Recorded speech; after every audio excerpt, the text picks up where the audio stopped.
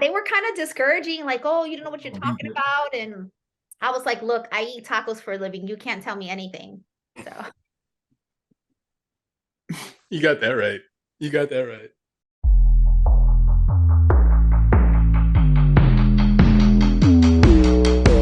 All right, welcome back. Another episode of Value Nation, a show mixed full of random sequence of events, just like life. Also, a show to help everyone understand the appraisal business and more specifically, the appraisal management business, something not a lot of people know about. But we do like to keep things light, laugh, make fun, mainly of ourselves, but also provide numbers and information to understand today's market and how it can help you make real estate decisions while also learning what goes on behind the curtain. Charlie, what's happening, man? All right, so big day for us here at Value Nation to kick off 2023. We have a awesome guest with us. She is you've seen her around at the shows. You've seen her around on social media for sure. She is fantastic. Delila Ramos from Love and Tacos Media. Hello, Taco Queen. Good morning, afternoon. What time is it? Yes, 1 o'clock. Thank you, gentlemen. And I love when you emailed me, you're like, hey, Taco Queen. I was like, I love seeing that. Like when Hey, remember those hashtags we talked about? Like, you should incorporate that. Tacos and tattoos. So between you, like and Vince, so yeah, Michael, like this is recorded. So and Jordan's on. We have a witness. Don't take that because like I'll find out where you live. Oh, yeah. But yeah, that was a thing. Tacos and tattoo. I had told, I had told Charlie, I was like, I think that's a thing. And I did it with Vince. Yeah. He's all tatted too. And I went ahead and put like those stickers when we were little kids. What do you call them? The temporary tattoos? Tattoos. Yeah. I put temporary tattoos all over so I can match him. But Charlie and I, what we do every time we see each other, we have like 4 different pictures now. Yeah. Like I should have sent it to you guys. Every time we're together, we like take a picture of us with like my little arm and then him all tatted, and that's our thing. Like that's our thing. We'll sprinkle them in. Yeah. You get the taco, like the tilt the head, get the tattoo. Yeah. We'll leave it up to our production team. But yeah, no, so yeah, shout out to Vince at EPM. He's the head of what is it? Head of Reno. Yeah. Mm-hmm. Yeah. He is cool people. He's got sleeved legs and arms. Oh, that's all out. So yeah, he's all out. He really is. Like he lives not too far from me. So we hang out, and it's weird, like sometimes he's all tatted. He definitely you got to take like a second look when you're with him. I don't know if it's because the girls like him or they're like. He's got that persona, that aura around him, that roughneck. Yeah. Yeah. So New Year has started for you. Did you do anything fun for New Year's first off? No, for me it was fun, right? I've been traveling just like I always run into you out in the conference streets, right? I had to take a big time out. The last trip I took was the 10th of December to Atlanta to attend Silverton Mortgage's Christmas party. And that was it. I locked myself down. I didn't do anything. I really had to like recharge my body because it's a lot. I'm middle-aged. Like you crazy. You don't act it. But I am in my mid-40s. Like I have to remember, like, girl, you ain't 22. We can't be staying out late. I know that's right. God, I know that's right. Yeah. So I did a lot of like recharging, hanging out around the house, did some yard work, right? Like at New Year's Eve, I was on my couch like by 11:30. I hugged and kissed my son on midnight. Happy New Year's, honey. And I 12:30, like done. Well, you did better than me. We stayed home as well. We've been recharging the batteries since like November, which is good. But 12:05 hit. Hey, like our 10-year-old, she even lasted. She's like, I have to stay up. I want to see the ball drop. Did the thing. By 12:05, we're all lights out. We're done. Yeah, that's it. unfortunately it's different. It's different times. So it's dangerous. You can't go like that to places it's hard, so we got kids. And so we got to be responsible and stuff like that. But I'm very excited. IMB's coming up. You just said you have team heading out there, and look forward to, seeing you guys in your booth. But I definitely already have a lineup for 2023. So what do you guys have planned? Man, Schwartz, why don't you go? Because your list is shorter. Yeah. There you go. There's my list right now. Aren't you going to IMB? I'm in San Diego? That's the one in San Diego at the end of the month. Yeah. I'm debating on it. It's not finalized yet. It's for me. It's the kid and the side life that kind of kills on that one. It's like we have back-to-back volleyball tournaments the weekends right before.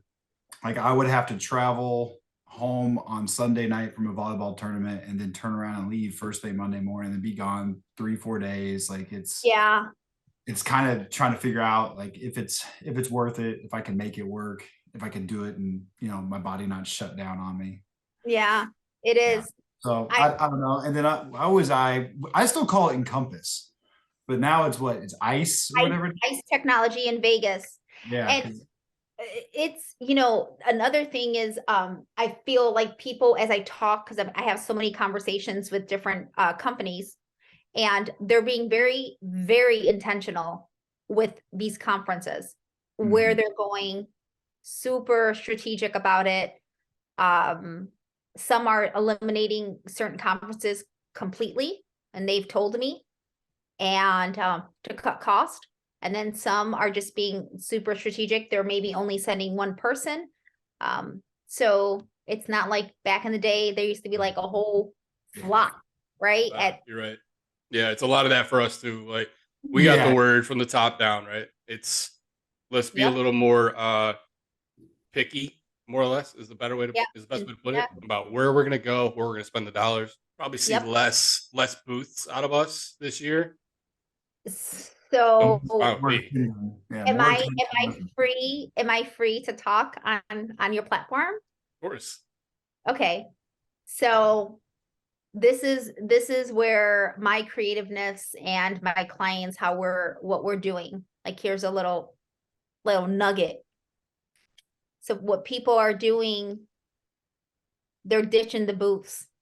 They're ditching the booths completely. Yep. And they're either getting meeting space. I mean, right before jumping on with you guys, I was talking to someone, and they're ditching the booth. We're doing a meeting space, or actually getting a suite at a hotel across the street, wherever. And we're making it either a studio, a lounge, hey, come over.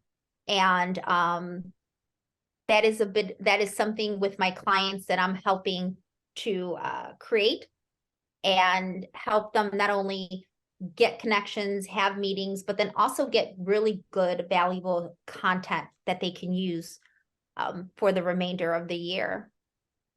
That's a great idea. I saw that kind of swing last year. And you save money. Cost difference. It's a big cost difference. That too, yeah. Because they charge you an arm and a leg for those booths.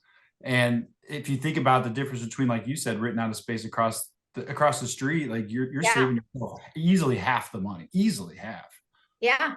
And I'm willing to come in and help them with content, with video, or just help them with the connection, and make it like fun, make it like, hey, come over. If it's later in the evening or later on in the afternoon, let's come over, have a drink, right? Or something. If it's in the morning, come have some breakfast with us. Let's just hang out, and in a very open, where you're not feeling like you're being like all eyeballs are on you. Because you know how when there's foot traffic, there's so many people, you don't know who's looking at you and who's where when you're having conversations on the exhibit floor. Right. So it's also, you can be a little bit more open and free to chat in this space. So that's something it's a thing. You're going to see it in 2023. I like that idea. I think we've had the conversation about doing some of those at maybe some of the bigger shows where we had more team members being there, especially last year, like NAM in Vegas or NBA annual. Those were two that we Yeah. talked about, but by the time we got there from the concept, it was too late. We had already allocated certain money towards the booth or whatever, and we couldn't back out. But Yeah. I like that idea. I think, and I agree with you. It's with both of you. It's a lot of money, It a is. lot of money, and we invested so much, like a lot of zeros last year in travel and shows and stuff. And from the top down, they're like, "Well, let's put our hand. Let's hold on a second. Let's relook at this." Absolutely. So Yeah. I'm imagining for you though, like you're probably gonna have taco truck at every single one that you do, right? So tell me, Taco Tuesdays, right? This Yes. thing that it just exploded for you.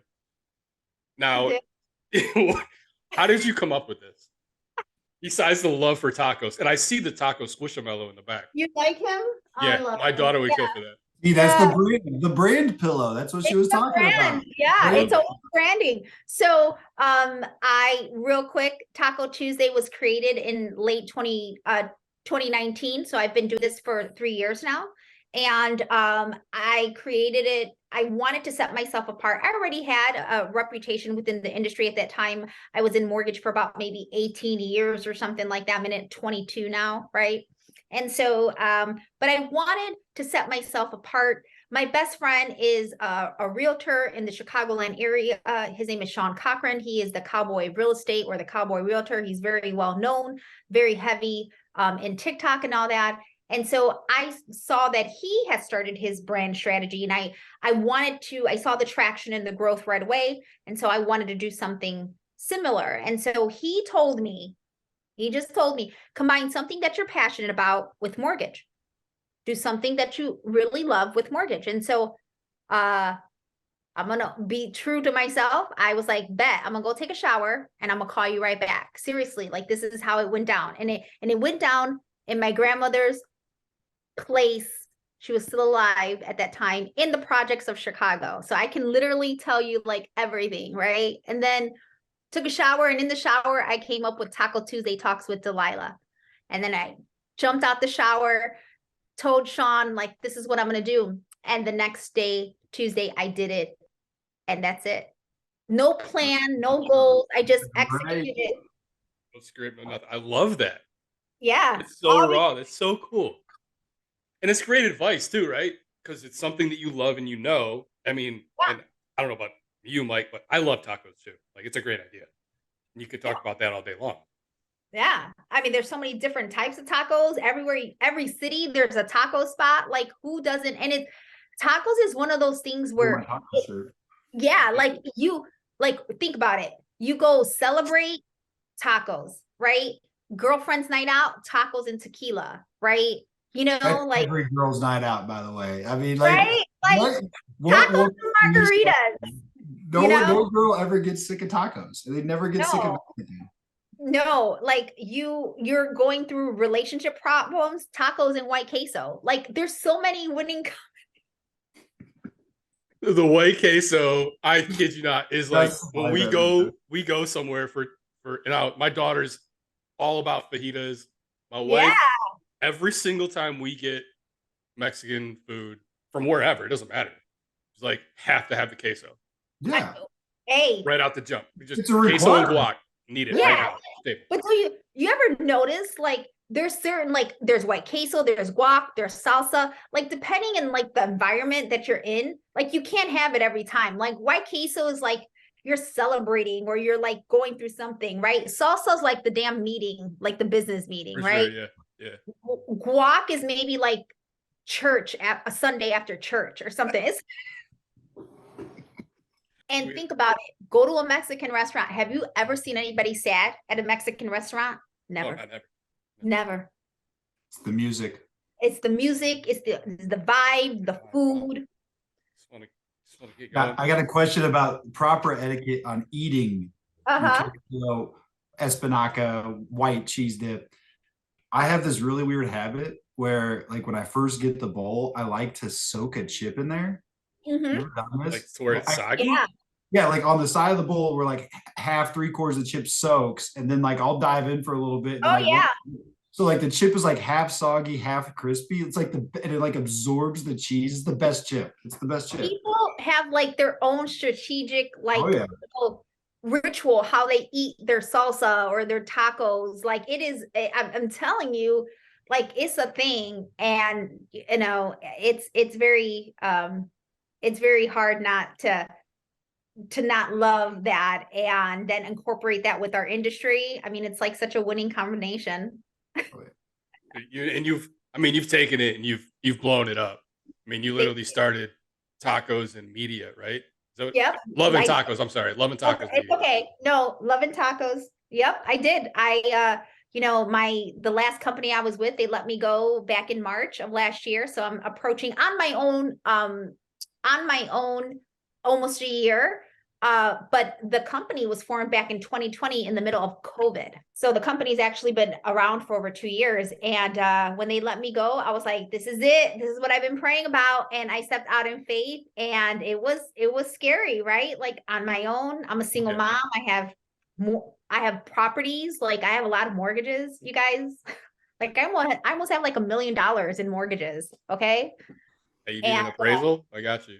I just had one done, actually. Yeah, we can handle that. We can handle it. Give me a text. I got you. I know the guy. Yeah, I did. I just had one because I got my MI removed, you guys. I was really, I was proud of myself. I called Mr. Yeah, right? I got my MI removed and I was like, and they were super discouraging though. Was it really? Yeah, they were kind of discouraging, like, oh, you don't know what you're talking about. And I was like, look, I eat tacos for a living. You can't tell me anything. So you got that right. You got that right. All right. So question for you. What would you say the biggest difference that, like, well, I guess that's a huge question. Just what kind of differences do you see now in our industry and kind of what's going on with it versus whenever you first were, getting your feet wet and getting going with it? What boy. The ones that stand out the most to you? Like when I first got started back in 01 or currently like when I created Taco Tuesday? Both. Yeah. Back when you guys started in 01, like maybe like the biggest obstacles now compared to what the obstacles were back then. Oh man. So I've done so many different channels, like segments within the industry. I started off in title. I was an AE. My heart though is in recruiting. Absolutely love bringing people into the mortgage industry, whether it's fresh from college or someone looking for a new career opportunity. One of the things that I'm noticing more is the different technology. The technology piece is on a whole nother level.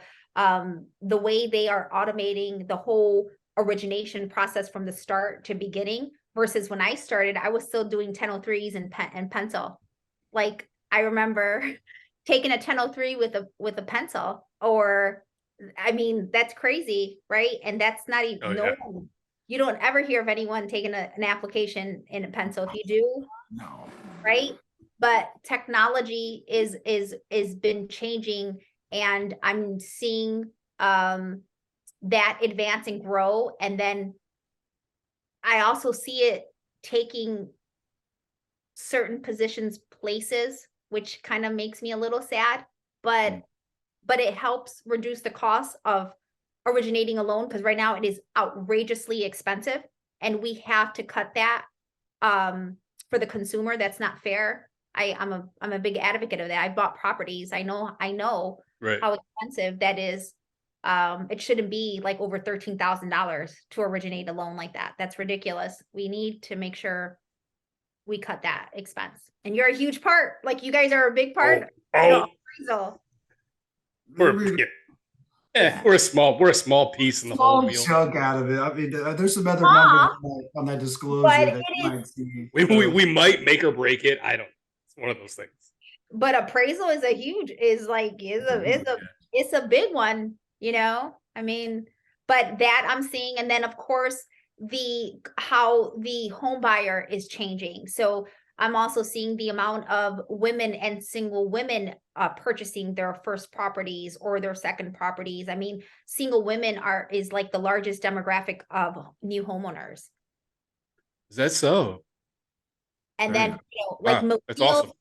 within millennials, but that single Right. woman holds a real huge part, which makes it, that shows how important it is and how it's a goal for a lot of women, whether it be single, just on their own, single moms, widows, like you name it. It's a thing. Yeah. That's impressive. I was not aware of that. So with You know, the recruiting piece, sorry, Charlie. good. I don't think I've ever said sorry, Charlie. Sorry. Ever on the podcast. That might be the first time I've said sorry, Charlie. How is that just now happening? My Just goodness. now, yeah. I am Sorry, pathetic. Charlie. I'm pathetic. I think she said it to me like the first day we met. At some point. I'm just polite like that, I guess. But I did want to ask you real quick because you mentioned the recruiting process. So do you get hired as an independent contractor to help lenders bring on new loan officers, or how does that piece of the puzzle work for you? And what So you there's do? like two parts of my taco stand, like I call it, right? The first part is the media, the Taco Tuesday. I also there's bigger packages for people that need content on a monthly basis. And I've partnered with Michael Hammond. I think, Charlie, you follow him on LinkedIn. He's my business medium partner. And so when people need it on a monthly basis, we got them, right? The second piece, which is on my own, is the recruiting.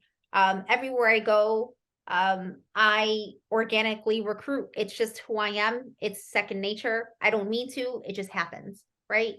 And so when people come to me and ask for, hey, I'm looking to make a move, or can you look at my offer letter? I want to be able to say, hey, if you're looking, why don't you why don't you talk to this organization? Why don't you talk to this specific person? And so I do have clients on the recruiting side where when people come to me, I will set up a conversation, set up that first introduction. And if it works out, great. If it doesn't, you just made a new friend. You mentioned that, the large demographic of single women and what that means to in the housing market. So let's kind of spin that into, you just were the speaker at the Housing Wire Women of Influence. Yeah. Oh my God. So break that down. How was it like being in that room with all those powerful women? Man, And just your experience. First of all, I was honored when Housing Wire, when they gave me that opportunity, extremely honored. And I was on a stage moderating and participating with fabulous women. The topic was the good, the bad, and the things we need to talk about. And there was one question. I thought I almost ended my career, guys. There was one question. It's going to get true to myself, man. One question, it was like, what is the one thing you've sacrificed for your career? Like, what is the one thing? Because as women, we tend to sacrifice a lot to be, especially women in leadership. And it applies to any industry, doesn't just apply to mortgage. But women in leadership on an executive level seem to sacrifice like the most. And so each woman explained what they sacrificed. And when it came down to me, I'm real. I sacrificed my marriage. And when I said that, the room went so quiet. Mind you, the whole room was filled. There was people in the back standing up. And like, I think I heard two people go, oh! And at that moment, I thought, that's it. I'm done. I should have never said that. I thought like. But that's real. That's you. That's but it was real. Yeah. I did. I knew that if I would have stayed in this marriage, that it was completely holding me back. I knew God had something great for me, and it was my fault for being disobedient because I knew I shouldn't have got married in the first place. Let's just get that out the way. My bad. There were some red flags and I totally ignored them, and you know. So we all got a habit of that. That's me, and I will own up to that. But I did. I walked away, and it was one of the best decisions I've ever did.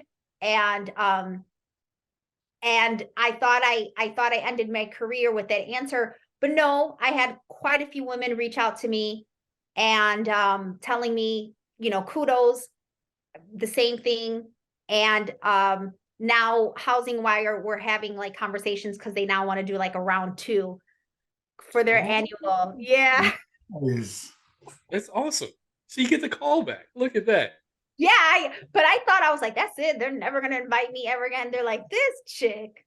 crazy eating Taco Did you Bell. feel your face just go beet red whenever I you said wanted, man, Michael, like I wanted the room to like open up and be like who's one of the coolest people you met?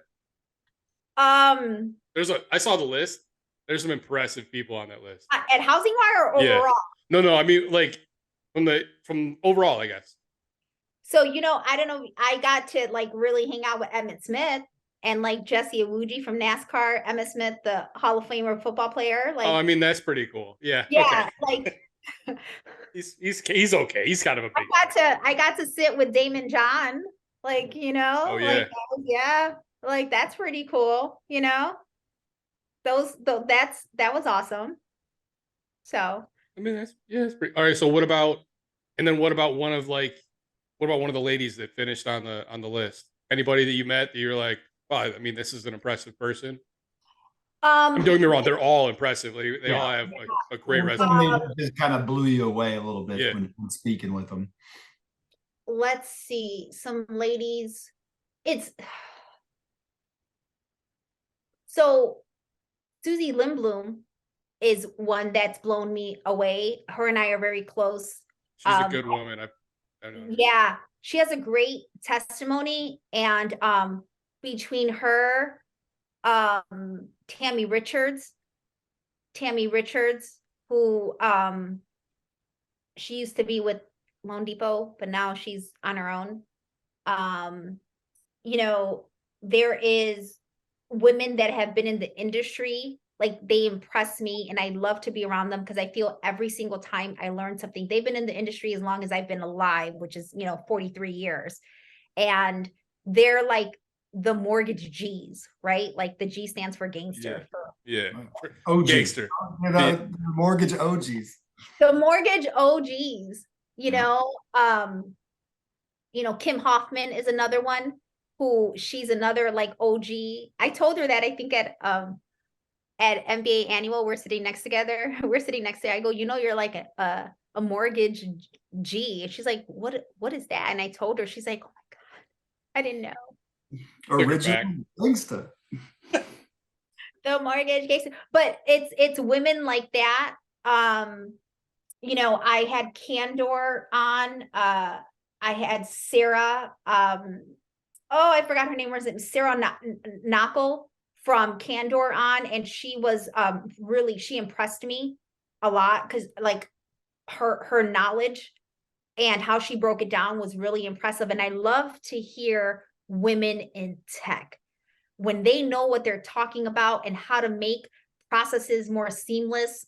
I mean, I just feel like that really energizes me. Like that to me is like real dope when I'm placed in an environment like that. I feed off women with like that no tech like that. Yeah.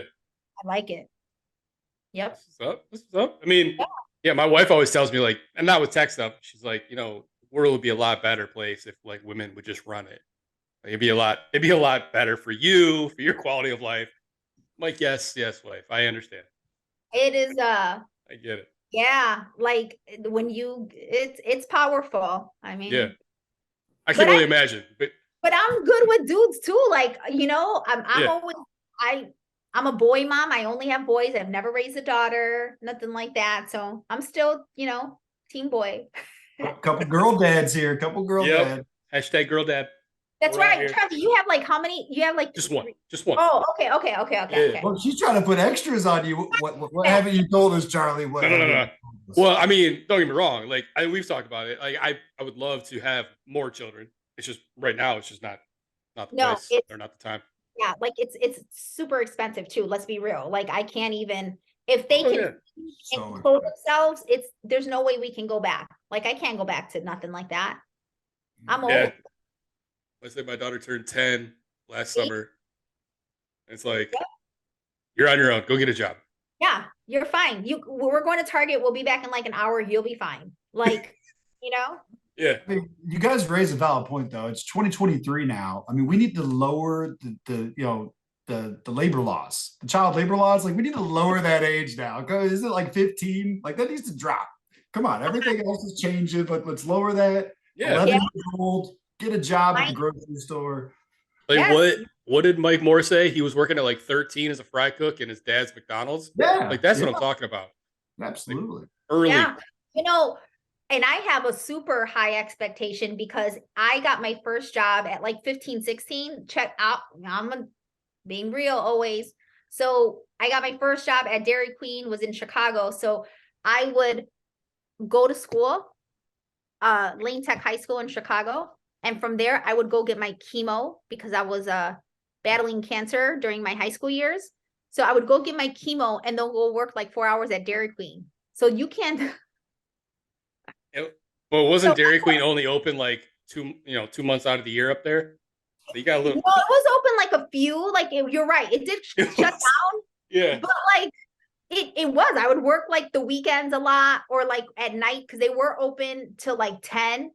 So yeah, go to school, go get my chemo, and then take the L or the CTA. We got nothing on you. You Yeah, are impressive. I was I'll getting, give you that.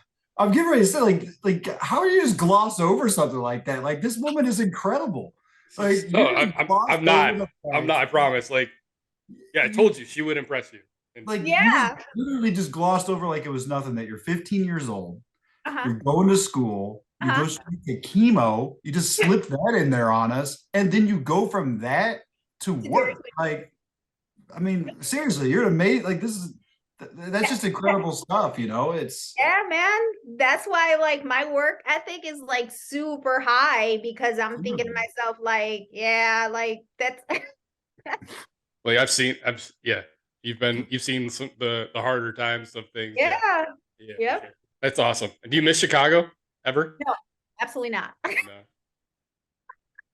my Chicago question is it's the same as it is here. Like, would it be that bad outside if it wasn't for the wind? Yeah, it is. It's bad. We always say that here. It's our joke. It's like it wouldn't be that bad outside if it wasn't for the wind. The wind, when you, especially if you're like downtown on Michigan Avenue and you like turn the corner and you're not in front of a building and that wind hits your face, you guys, it cuts your face. Like like I don't want to live somewhere where the wind hurts my face. Like that doesn't. Yeah, no, I'm with you. That doesn't work, Yeah. It's cool to visit there. But I summer times when it gets warmer, to me, Chicago has the best food, the best tacos, the best pizza, the best hot dogs, like you name it, Greek food, like you name it. They have great food, but it's okay. I'll live for 2 months out of the year, it's great. It's the place to be. I heard the summers are incredible. The summers are incredible. Like they are a lot of fun, a lot of food festivals, right? Like block parties, like the whole urban vibe. But again, middle age. I like my gated community. I like Publix. Publix, you spoiled. Spoiled. You're so spoiled with Publix. My God. What's your coffee joint? Is your coffee joint Publix or is it Dunkin'? Is it Starbucks? No, actually, I make all my coffee at home. I have like a whole coffee bar station. So I have the Cuban coffee thing, the little espresso machine. I do have that. And I have a Keurig, and then I have an old school Mr. Coffee machine. So I like bounce around. But yeah, I can't go to like a Starbucks because I feel like my grandmother's watching me from heaven and my Latina card will get taken away because she was like never like she would be like, no, it's Starbucks. No, it's el diablo, which it means that's the devil. Yep. So like that's hilarious. They're gonna love that. Let's not tag Starbucks on this episode. So I agree though. I prefer making my own. Like my setup probably is I just do a French press every day. Like I grind my own beans and just put the electric kettle, do the French press, and it tastes so much better when you fresh your own beans. And like then I nerd out every city I go to. Like I always try to find like different beans that are like that I've never seen before, different brands, and bring it home with you and stuff like that.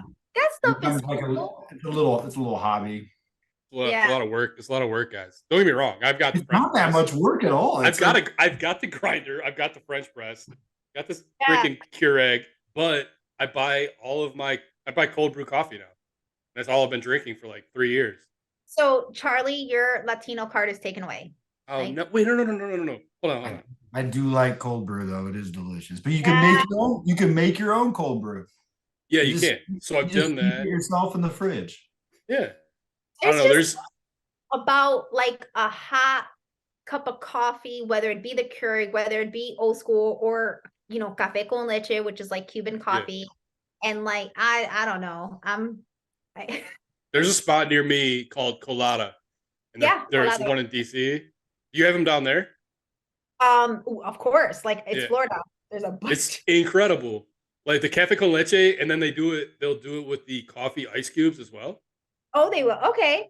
It's Was good. it cafe jello? Cafe yellow? I don't I always get coffee like hot. So, but yeah, that's one thing good about Florida. You get good seafood Yeah. and you can find a cafe con leche anywhere down here. So Oh, for that's good. sure. So, all right. So we've taken up a good deal of your lunch hour here. Shorts, you want to hit her with a couple this or that? So are you let's see, are you a green text message or a blue text message? Apple Blue, or baby. iPhone? Blue Blue? all day. Blue all day. All right. Blue all day. Charlie's not. No, I know. I'm a problem. I get it. We all know. You and everybody tells me. Well aware that he screws up every group chat that he's a part of. Yeah. All right. So gotta ask the taco question here. Mhm. Hard shell or soft shell? Corn soft all day. Corn. Yeah. Corn Soft. is authentic. Very authentic. I Yeah, like it. corn. If you do flour, even soft, or the hard shell, that's gringo tacos. I mean, they're good. I'm still gonna. I always got a problem with my corn falling apart. I know that's why they put I two on know, it. They I put know. two. They usually put two for you, and that's the reason why. Because the first one always tears, but it's just But then you can create another taco. yeah. Then you just keep adding and adding and adding, and then a fork gets used. Yeah, it's the beauty of a taco. See, she's a professional. These are pro tips right here. I'm sneaking this one in. Sure. What the most unique or favorite topping on a taco that you've ever had Um, that you actually enjoyed? Buffalo fried cauliflower Ooh, on a taco. on a taco. Okay. Buffalo fried cauliflower dipped in buffalo sauce with like lettuce and some like pico. Yo, Wow.